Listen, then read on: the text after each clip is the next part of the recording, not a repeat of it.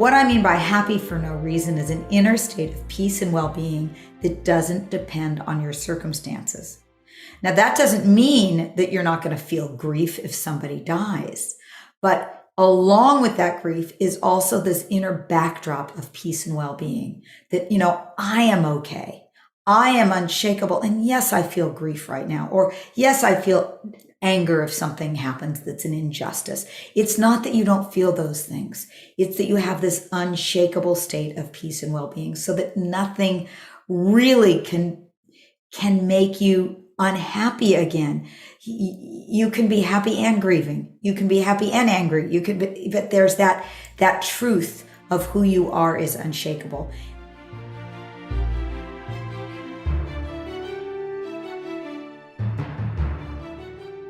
Welcome to the MINDTRX podcast with breakthrough ideas to live your best life possible and how to make it happen. I'm Paul Scheele, and today we'll be talking with Marci Shimoff. Marci Shimoff is one of the best-selling female nonfiction authors of all time, with record-breaking book sales of more than 15 million. Her books include the New York Times bestseller Happy for No Reason, Love for No Reason, and Chicken Soup for the Woman's Soul. Marci is prominently featured in the movie phenomenon The Secret and narrator of the feature-length documentary Happy. Her inspiring, dynamic, and humorous approach appeals to all as she shares powerful techniques to establish deep and authentic happiness and well-being. On top of it all, she created the Happy for No Reason Paraliminal with me that's included in the MINDTRX app.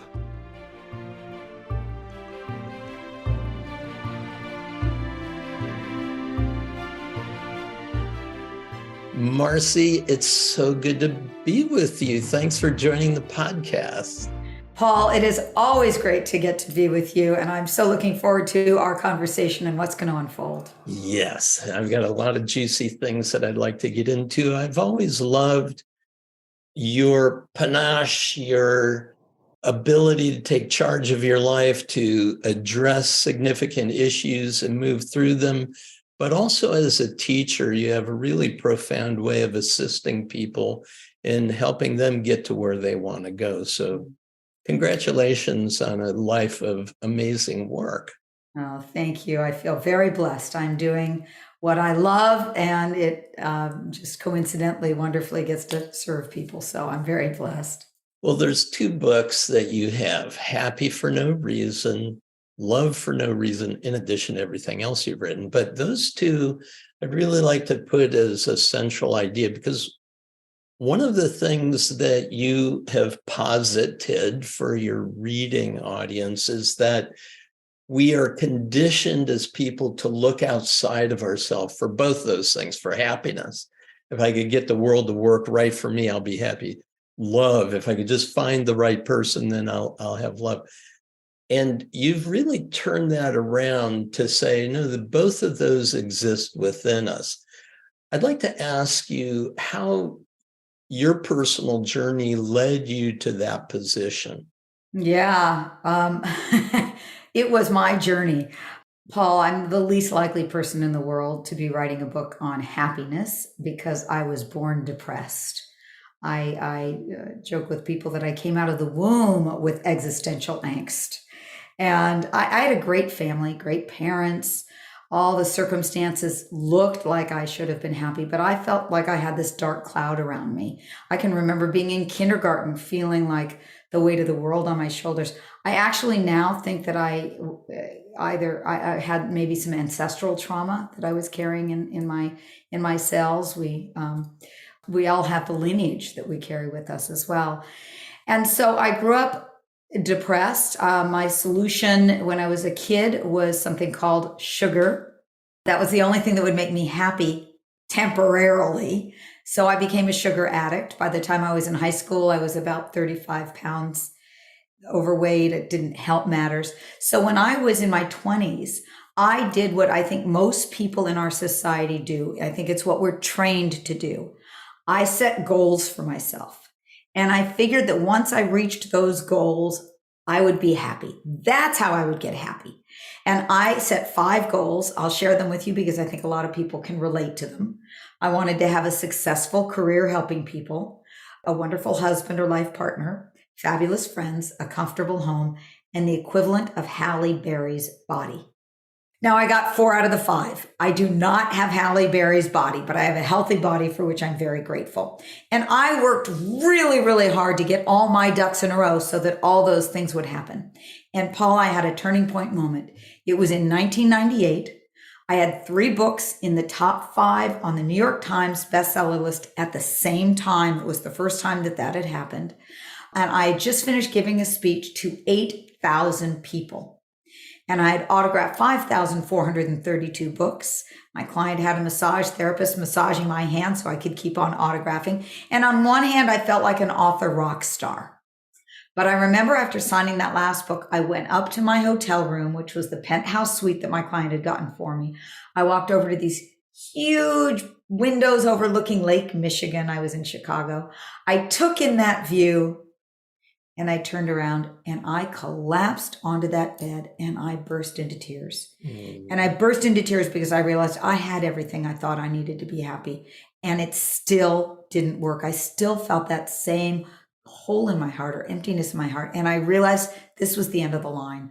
I could no longer fool myself into thinking that just the next thing was going to make me happy, because it would make me happy for a day or a week or a month. But I wanted the real deal, lasting happiness. And that's when I dove headfirst into the study of happiness. And I started practicing what I was learning, and it worked. What's so powerful about that story is the short-term nature of the fix. And, oftentimes that's how we approach self-development, is that we're looking for a fix for what's broken. And what I love about your books is you say, what's broken is your belief about who you are, not who you are. So how did you then ultimately come to this place of recognizing happiness within yourself and also love within yourself? Mm-hmm. Well, I was very fortunate in that I was able to interview lots of people. And I interviewed the top researchers in the field of happiness and love, and then also the top, and then people, just everyday people who were living in what I call happy for no reason. And let me just define it so that we know what we're talking about here. What I mean by happy for no reason is an inner state of peace and well-being that doesn't depend on your circumstances. Now, that doesn't mean that you're not going to feel grief if somebody dies, but along with that grief is also this inner backdrop of peace and well-being that, I am okay. I am unshakable. And yes, I feel grief right now. Or yes, I feel anger if something happens that's an injustice. It's not that you don't feel those things. It's that you have this unshakable state of peace and well-being so that nothing really can make you unhappy again. You can be happy and grieving. You can be happy and angry. But there's that truth of who you are is unshakable. And one of the things I discovered, Paul, and I know you've studied spiritual paths, truths of throughout history, and that is every tradition throughout history has said that our essence is happiness. Our essence is love. It's who we are. Mm-hmm. That Rumi said that our job is only to find the barriers to the love that is already inside. That's a paraphrase. The barriers to what is already there. So I really listened to all of these wise people, and I thought, well, okay, everybody's saying this is the essence of who I am. Let me experience it, because it's one thing to know it, it's another thing to experience it. And I was driven.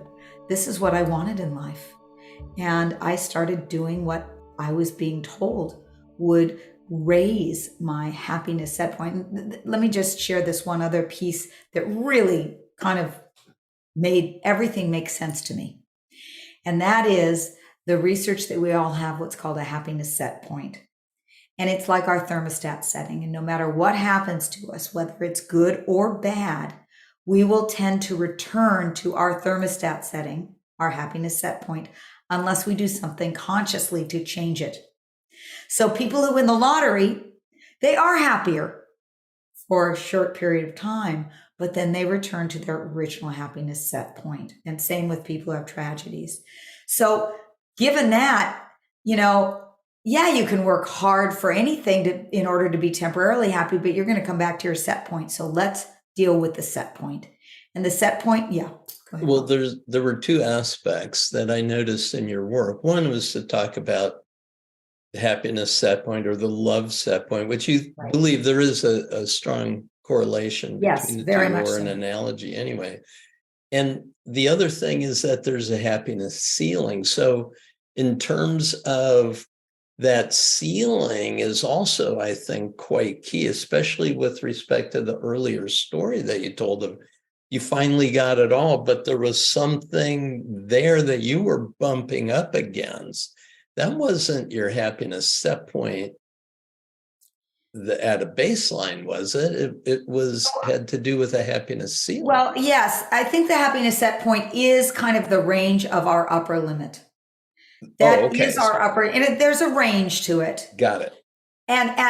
But when we raise our happiness set point, which to me, that's science has cracked the happiness code. We know what it takes to be happier. This is what everybody from time immemorial, what we've wanted is to be happy. I think this should be headline news, Paul. I think this should be taught in all of the schools. We know how to be happier. We know how to raise your happiness set point. So the upper limit of your happiness is actually raised. All of it's raised. Got it. Let's teach this to everybody. Yeah, well, it is, as you said, it's in the ancient wisdom traditions. It's been talked about forever. And our friend Chenyi Lin says, we've got these 5 primary emotions that are our natural state. There's happiness, there's love, there's peace or groundedness, there's contentment, and there's gratefulness, gratitude, appreciation. And those are all associated with organ systems, again, natural parts of who we are, how we're constructed. And yeah, we're not given much emotional literacy training when we go to school. We have to sort of figure it out by hard knocks, but those hard knocks often teach us the wrong thing. We seek something outside of ourselves, and when it doesn't come or doesn't last, it's that temporary fix. Then what do we do? So when you did this work and you recognized there was a happiness set point that you could work on raising, what were the practices that became rituals for you? I know you give a lot of great tools, like what are the happiness habits that you can develop, or, what are the doorways that we can open in our 7 energy centers to really be in that embodied state of unconditional love. Beautiful work.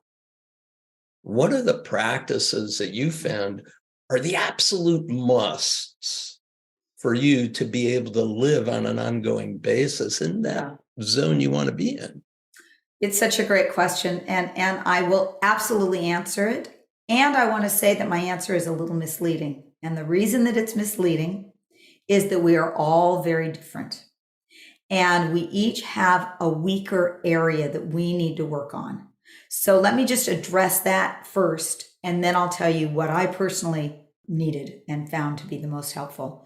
So what I found is that we'll talk about happiness first. There are 21 main happiness habits that will raise your happiness set point. And I found that they fell into 7 main areas.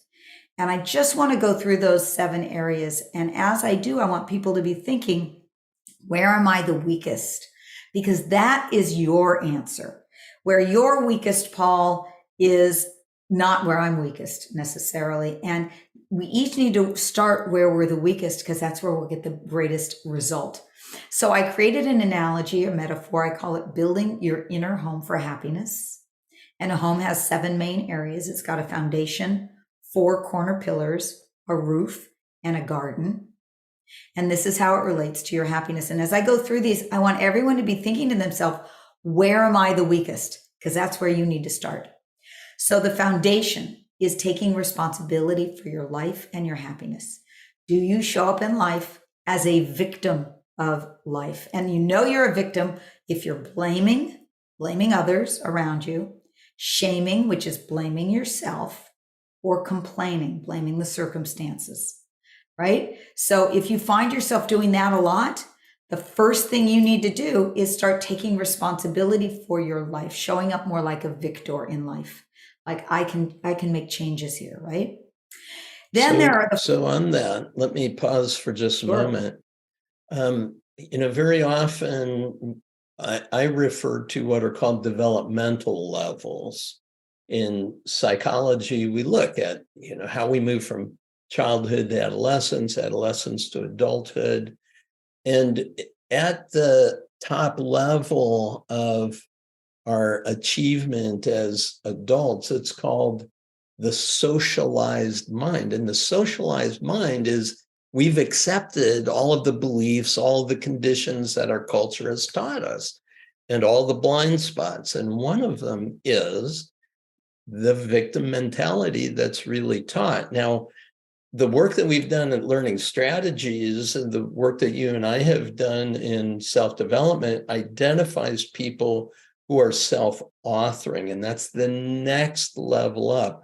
So the move, taking responsibility, is actually a major transformation. It's not just, I think I'll take responsibility for my life. It really is a big shift to say, I am going to author how this day goes for me. And if something bad happens, it didn't happen to me, it happened for me, etc. But are there some hints from your work of how to do that move, to move from that one level of victimhood into victoryhood? Yeah, I love, as you know, I love the work you do, Paul. I just Thanks. absolutely think it's so brilliant and deep and profound and life-changing. So the very first thing is awareness. If people aren't aware, because we're in our automated patterns, and if your pattern is to just be blaming life or blaming your partner or blaming yourself, if that's your pattern, you've got to become aware of it first. So we got to hear the blame. We have to hear ourselves going into complaining. We have to hear the excuses we're giving for how things aren't working out. My wife and I like to talk about the blame thrower, getting out your blame thrower and torching everybody who's making your life miserable, right? So yeah, it's a good idea to start with awareness. And that's where that's why I think meditation is so important, that we all have mindfulness practice, that we can keep track of our thinking and our behaving. Yes. Well, and one of the things I suggest people do is play a little game. It's called the blame, shame, and complain game.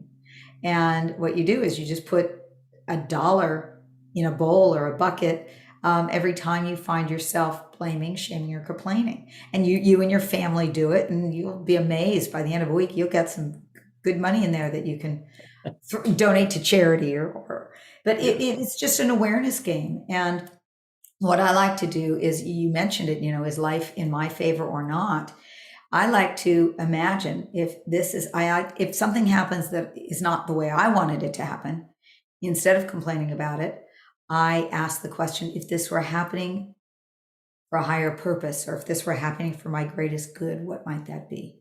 And so it's just a different frame in which you're looking at things. Beautiful. Yeah. Thanks for that. Yeah. So then we have the 4 corner pillars, and I'll just say right away what they all are. There's the pillar of the mind, our thoughts. Do your thoughts rob you of your happiness? The pillar of the heart. Do you live with an open heart, with gratitude and loving kindness and generosity? I've never met a happy person who had a closed heart, ever. The third one is the pillar of the body. Do you have the biochemistry of happiness? And that, by the way, is the one where I was the weakest. And that's where I needed to start. I did not have enough serotonin. Do you have the serotonin, endorphins, oxytocin, GABA, all the chemicals? And then the last pillar is the pillar of the soul. And then there's the roof, which is your purpose or passion in life. And then finally, there's the garden. And the garden has to do with who you surround yourself with. So that gives you the whole big picture. And I'm happy, Paul, to go into any more of those in more detail. But what I recommend that people do is look right now. Where do you feel you're the weakest in your life as it relates to happiness? And find something to do in that area to start. So, Paul, I'm going to put you on the spot. Where are you the weakest? I don't feel. Yeah, I can agree with you. You don't have. You're doing great. I am a happy guy, I have to tell you. You really are. I mean, it may have taken a few years to get there, but I've really come to this place where I surround myself with fabulous people. I have a very rich purpose in my life. Yes. My spiritual life, my physical life, my mental life, all of it. Open heart. I do want to spend a few minutes on that. Good, okay? Please. Because this also relates to love for no reason. Yes. So the idea, I've heard it forever that, you need to open your heart, you need to open your heart, you need to open your heart. And every time I said that to my brother, my eldest brother, he's 9 years older than me, he said, one more person tells me that to advance in my work in Qigong or Tai Chi, which is what he does, I am going to kill him. What does that mean? Because he lives in his head. Yeah. So what does it mean to really open your heart? And Chen Yi, our friend in Spring Forest Qigong, he says, that's where the action is. The Buddha's Heart Sutra, all of it. Heart, heart, heart, heart, heart. Open your heart, open your heart. That's where healing happens. That's where love happens. That's where happiness happens. All of it happens when you can open your heart. How do you open your heart? Yeah. So my mother passed away just after my sister passed away, within about a year and a half. Really sad, of course. And both of them visited me after their death. They came about a month after they passed in a dream. They showed up, my sister the first time, and said, Paul, I got to show you all this, and kind of laid out some blueprints and said, let me show you how it all works. And all I could say was, Beth, you're here. It's so good to see you. You got to focus. Come on, I got to tell you this. I don't have much time. Couldn't get it. Woke up. None of it made any sense. When my mom passed, the two of them showed up. And my mom started saying, we have it all figured out. We can share with you what it is. And my sister just hit her on the arm and said, don't bother. I already tried. Just show him. And so what they showed me was a male torso and opening the sternum like a cabinet. And inside there was this beautiful thing. It looks like right out of the Catholic Church, the Sacred Heart of Jesus or Mary, it's just like right there. And then they opened that. And inside of that was this beautiful soul energy, whatever it was. And I turned to him, I said, are you giving this to me? And they said, no, this is what you have to do. So I talked to Chen Yi about a year later. I mean, every day in my meditation, that's what I visualize. I visualize that. And then, out of my heart energy, I'm serving the world and on and on. Really has been amazing and wonderful. But from the ancient tradition of the Chinese model, Chen Yi said, Paul, this is exactly accurate. There is one little spot in between all four ventricles where there is a very dark place of blood. And he says, that's where your spirit resides. Your soul is up here, right? If you draw a line here, but your spirit is there, and connecting the soul, which is to the divine, and the spirit, which is in the heart, is our great work as human beings. And so, Marci, I'm giving you all that as a backdrop that even though I don't really know what that means in terms of practices for our listener right now, other than visualizing that, to be aware that our hearts are open and that we can pour out love all day long, and it's always being replenished, always being refreshed. Paul, thank you for sharing that story. It's so beautiful. In the pretty much every tradition has a phrase for that. It's referred to as the inner chamber of the heart, or the diamond in the heart, or the lotus in the heart. It's that very innermost chamber. And it reminds me, as you're telling the story about your mom and your sister, and how beautiful that they came to you in those dreams with that amazing message. It's said that people who've studied near-death experiences, people who've died and come back, that very commonly they say that at the end of our life, we are asked one question. It's like a final exam. Our final exam question, it is, how much did you grow in your capacity to give and receive love? That's kind of the ultimate purpose that we are here on the planet. So we all know what it feels like to have our hearts open. We also all know what it feels like to have our hearts closed. And I think that we haven't had great ways of dealing with pain that happens to our hearts. So you get your first grade crush, rejects you, and it's painful. So rather than feeling that, we shut down a little bit. And then something else happens and we shut down a little more. And what I've seen is that the biggest leaps that people make in their life is when they focus on opening their hearts. So practically speaking, what is that? And I love the work of the Institute of HeartMath. I know you're familiar with their work as well. And yes, all of my inner circle members all have the inner balance sensor that they clip to their ears so that they can do the practice of heart coherence. Yeah, I'm a big fan as well. So heart rhythm coherence. I mean, the Institute of HeartMath has found that 5 minutes of feeling anger or frustration can suppress our immune system for up to 6 hours. But 5 minutes of feeling love and gratitude and appreciation can strengthen our immune system for up to 6 hours. And they show you can see when you're in heart rhythm coherence or not. So it's not rocket science what gets us there. It's what we all know. One of the fast tracks to greater happiness is gratitude. You spoke about it earlier. Gratitude, appreciation, those will open the heart up for anything. And simple practices like just 5 things a day you're grateful for. Or in relationships, Sergio and I, a couple of years ago, we used to do the practice irregularly. Now we do it every night before we go to sleep and every morning when we wake up, which is a few things that we appreciate about each other. So right before we go to sleep, that's what we're doing. We're feeling the appreciation for each other. And then right when we wake up, we're feeling the appreciation for each other. If you're single, you can do it for yourself right before you go to sleep and right when you wake up. So a gratitude, appreciation is one of the pathways, fast tracks, and the other one is forgiveness. I like to think that I've got 2 angels on my shoulders. One angel is the angel of gratitude, and the other angel is the angel of forgiveness. Because when we are keeping our heart closed to somebody or something about something that happened yesterday or 50 years ago, it is not hurting the other person. It's just hurting ourselves. We've all heard that before.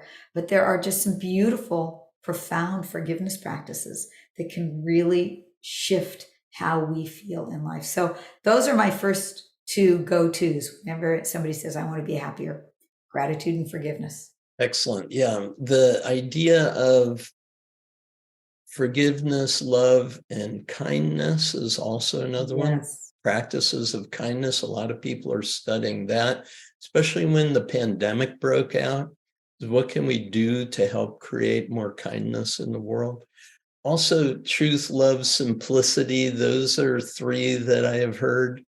The idea is that we can really place ourselves into a practice that can, on an ongoing basis, move us to a more open-hearted, or what I call wholehearted living. Yes. The word courage, comes from coeur, which is French for heart. Age means to be filled with. So anytime that we can live courageously and go ahead and do the forgiveness, be kind, be loving towards ourselves or others, that's going to make a huge difference. I really appreciate that. Yeah. And I just, let me just say one thing about that, because you brought it up. This forgiveness or compassion is important for others. It's equally, or if not more important, for ourselves. Yes. That is so key. And what's so interesting about the research on compassion, it is far more powerful for motivating ourselves than self-castigation or punishing ourselves if we don't do it right, right? So the idea of self-compassion way up on the scale in terms of moving our lives to a more open-hearted way. And our friend Zenda Brooke, who talks about the inner guidance system, talks about, do you feel the openness or the expansion or the contraction? And expansion and contraction is also a good kind of an on-off switch you can recognize. Try to follow what expands you. Try to follow what moves you to a more expansive position. Absolutely. It is, everything, as we know, everything in the universe is energy. And there's two energies, the energy of expansion, the energy of contraction. And when we are moving towards greater expansion, we are moving towards greater levels of true lasting happiness. And Paul, since we were talking about the heart, I just wanted to bring up one other thing that I've really has been very helpful for me in looking at the heart. One of my teachers has been a woman named Angeles Arian. And Angie passed away a number of years ago, but she was a cultural anthropologist and studied the traditions and cultures from people all over the world. And in many traditions, the heart is considered that there are four chambers, the four-chambered heart. And one chamber has to do with the full heart. And the opposite of the full heart is the half heart. So where in your life are you full-hearted? Are you all in? And where in your life are you half-hearted? Not really all in. And then a second chamber of the heart is the strong heart or the weak heart. Where are you showing up in your strength, in your courage, as you would say? Where are you showing up strong-hearted or weak-hearted? Then there's the area of clear-hearted versus doubting. Where are you clear? Where are you doubting or confused? And then the fourth is the open-hearted or the closed-hearted. And so I like to think in those terms. What chamber of your heart right now is calling you the most? Yeah. Oh, that's gorgeous. Definitely want to track that one down more. So beautiful. Thank you for that reference. It aligns with a lot of what I've been studying and teaching lately. So thank you for that.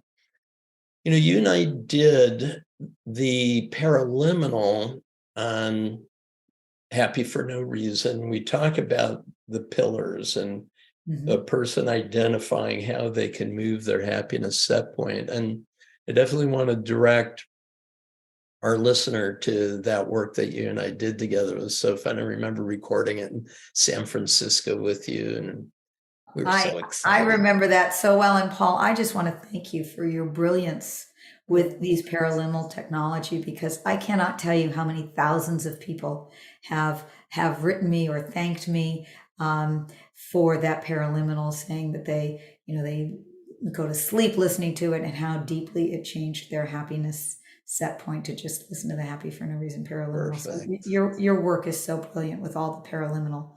Thanks. Well, two brilliant people getting together, it's going to be a happy, brilliant moment, right? So, but yeah, thank you for all the work that you have done. I wanted to kind of wrap our session up with,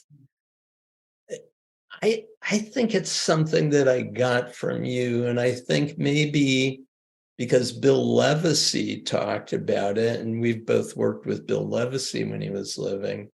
It's from an ancient Sanskrit concept of have an intention, give it your attention, and live with no tension. Yes. And that phrase, intention, attention, no tension, to me is so brilliant. Could you share the origin of that as you know it? And then how can that help us move forward as we complete our session today? Yeah, so I also learned that I was probably in my 20s when Bill Levesey shared with me the formula for life, for manifesting, is intention, be clear about what you want; attention, put your thoughts, words, feelings, and actions behind it; and no tension, let go, relax, allow, let the universe move you. And what I found for me is I was not very good at the no tension piece. I got the first two down pretty well, but the no tension piece not so well. And I believe that the origin of this was perhaps the Yoga Sutras of Patanjali, where it was spoken about how it's called in Sanskrit dharana, dhyana, and samadhi. And there are those 3 steps for manifesting. And all I know is that if I look at anything that's happened in my life, it's happened through those 3 things. Being as clear as I could be about my highest intention, my soul intention, not my ego intention, my soul-based intention. Putting my energy and life force behind it and letting go. And it's called, our dear friend Jack Canfield, I learned this from him, high intention, low attachment. So we have our intentions, and then we let go and watch what divine grace brings. Yeah, and instead of having an expectation of how it's supposed to show up, right, it's have a high expectancy that it will show up, and just let go at some point. I think that that idea of letting go, I mean, all the good work that you have done, you also know that at some point, giving it up to the greater powers that be, the laws of the universe. I mean, you were in The Secret, you talked about the law of attraction. And is there something that you might suggest as a kind of a farewell note here on our podcast of how someone can truly let go and let come the good, the love, the happiness that's available to them?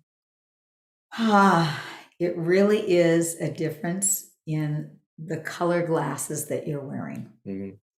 You know, Einstein said the most important question we can ask ourselves is this a loving universe? And the people who are the happiest are those who say yes. Everything may not go my way, the way I think it should go, but ultimately this is a benevolent universe and life is in my favor. So am I looking at life through the glasses of what's wrong? Or I'm looking at life with the glasses of I am a being of love. I am in a loving universe, and all is happening for our highest good. Gorgeous. Thank you so much. So beautiful to be with you. It's always so beautiful to be with you, Paul. I just love it. It's always inspiring and interesting. Thank you so much. Blessings. Thank you.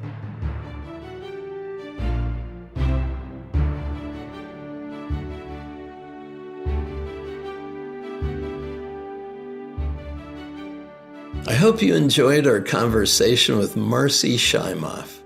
You can learn more about Marci at marcishimoff.com. That's MARCISHIMOFF.com. And now in the second part of the podcast, it's just you and me. I'll tell you how to use the Paraliminal sessions in the MINDTRX app to easily handle obstacles and move toward the success you want, especially as it relates to our conversation with Marci. If you're new to the relaxing Paraliminal audio sessions, they use breakthrough technologies to activate your whole mind in only 20 minutes to help improve any area of your life. Let's get going.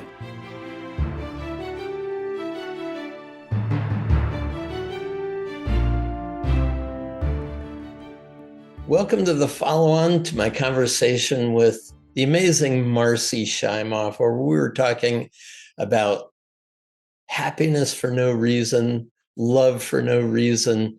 What a great experience being with her. It was a love fest. Do you think? The two of us just had such a good time together. And in thinking about how you might use paraliminal technology around the many very important and cool ideas that we talked about, I divided it into 5 areas to consider directing your attention. It was raising your happiness set point, self-acceptance, gratitude and forgiveness, living life on purpose, and living wholeheartedly.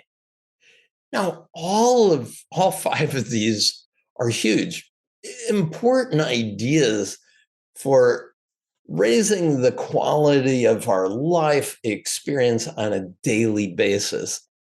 And her work comes from ancient wisdom, philosophies, and the idea that our natural states that we have access to at any moment in time is way higher than what we're trained to experience on a daily basis by the world around us.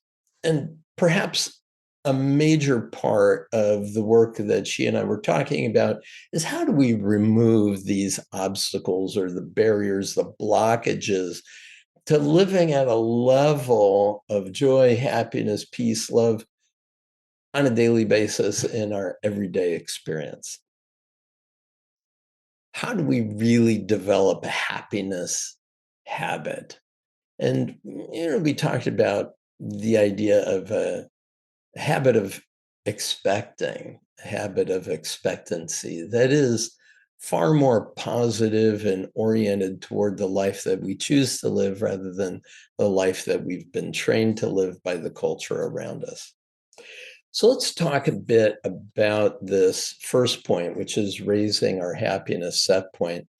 Marci said at the end of our interview, thank you for this paraliminal technology, but for the paraliminal she and I did together, because thousands of people have written her about what a difference Happy for No Reason has made in their lives for the purpose of raising their happiness set point. And that really is, in her estimation, the real work of her work.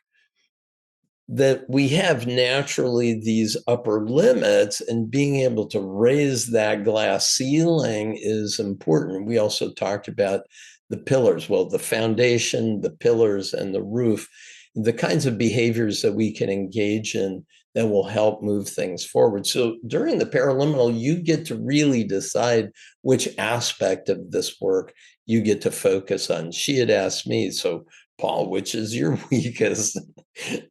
Admittedly, I don't think there is any particular weak area. Not that I don't have my moments from time to time. It really is something that anyone can identify. Hey, for this listening session, this is the one that's got my attention right now because I'm not feeling particularly strong in that area. And she talked about taking responsibility. And I just love the idea of playing an awareness game. The mind, the heart, the body, the soul, our purpose and passion, and who we surround ourselves with. So the think into her invitation for you, listen to that paraliminal. And I say 1 to 3 listenings is really all you need, and you will really be on track. Your mind will get it. Oh, that's what you want. Good. And your non-conscious mind will find the best ways and means to strengthen that area of your life. The other paraliminal around this idea of raising your happiness set point is the paraliminal called joy. And joy really is at the place of our heart energy. So joy or passion is that heart energy. And how can you see in your own life ways in which you can live more joyously, express from a place of greater joy. The second area was the idea of self-acceptance. And this is where the self-love paraliminal, we say love for no reason, was the concept of her second book. This idea of self-compassion, having a compassionate relationship with yourself, indicating that whatever we've done in the past for which we have not been able to forgive ourselves for, this is really going to make a profound difference. And to be able to have a representation of an inner you, an elder you coming to help reassure you that you really are doing the best you can right now, and keep with it. You're setting yourself up for a greater life of even more joy, more happiness in the future by the work you're doing on your life today. Powerful paraliminal self, bringing us to a place of really self-acceptance, self-compassion.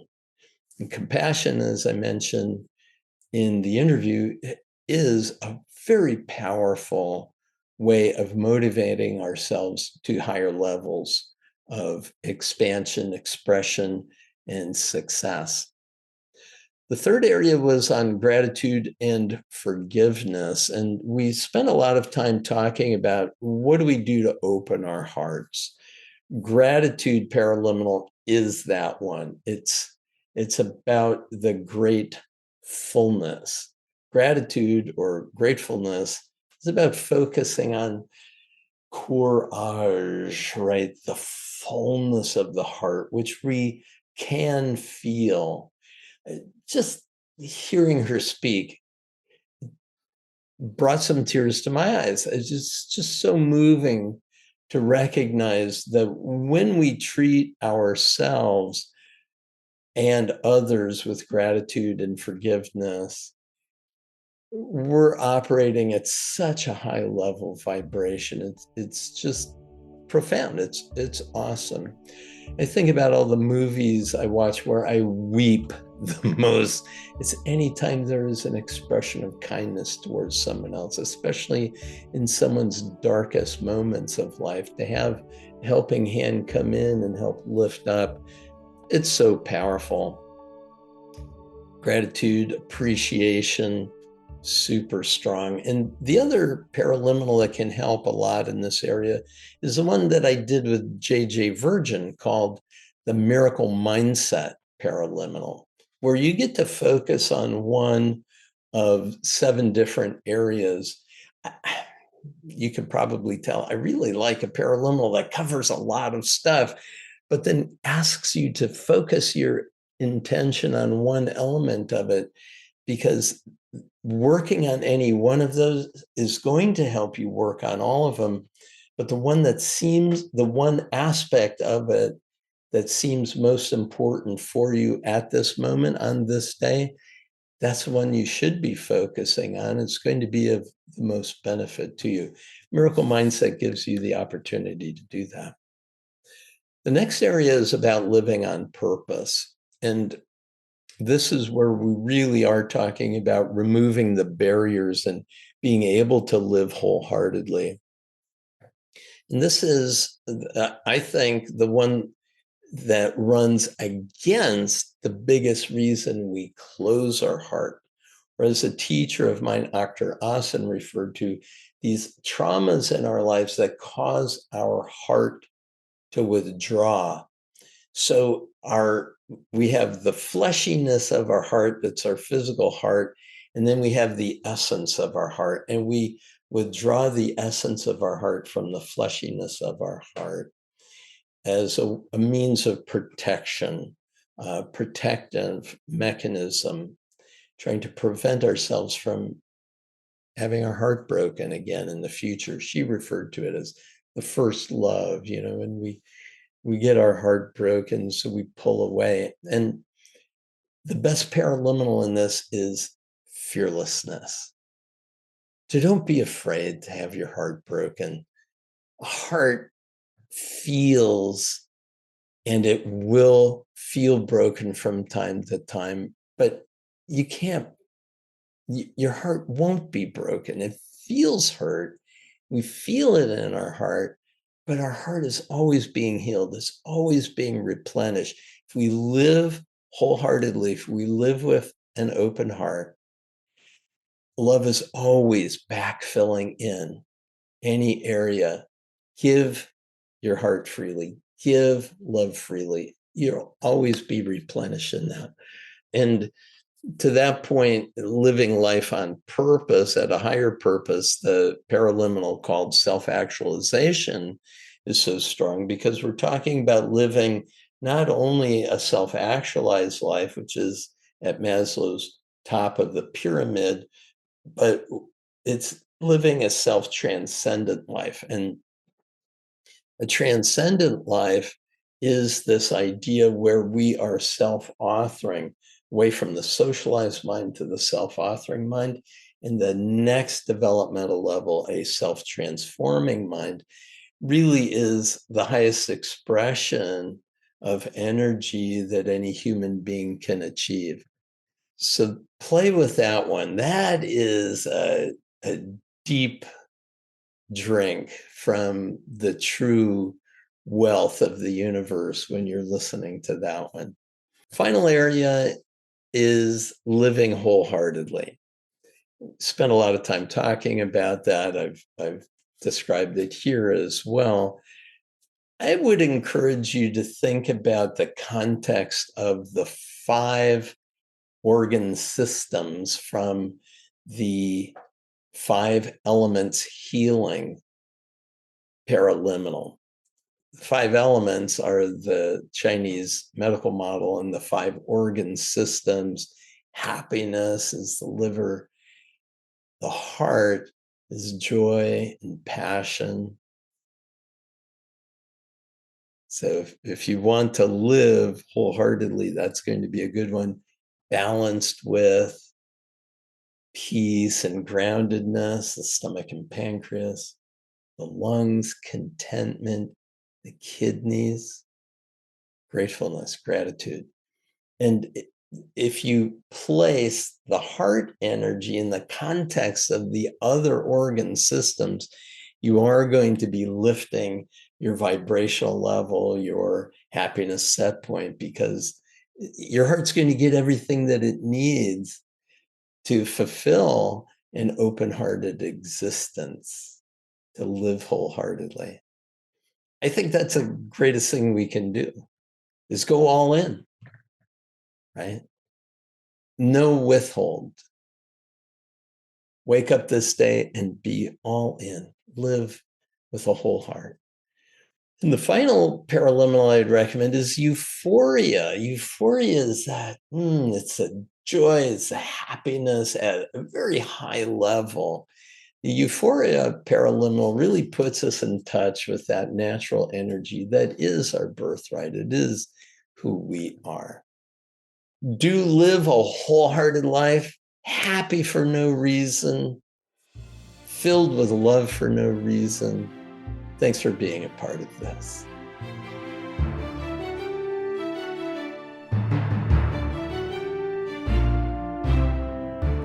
Thank you for joining me today. I applaud your willingness to maximize your potential. You can use the Paraliminal audio sessions in the MINDTRX app to stimulate your non-conscious mind, that is, your inner mind, to reduce any resistance in your life and to propel you toward the success you want. Go to www.mindtrx.com/go. That's www.mindtrx.com/go. These amazing audio tools have helped millions, and I encourage you to bring them into your world today. Be sure to be back for more episodes of the MINDTRX podcast. You'll find insightful conversations with authors, experts, and thought leaders, all devoted to improving your life's experience. Thank you again for being here on our MINDTRX podcast.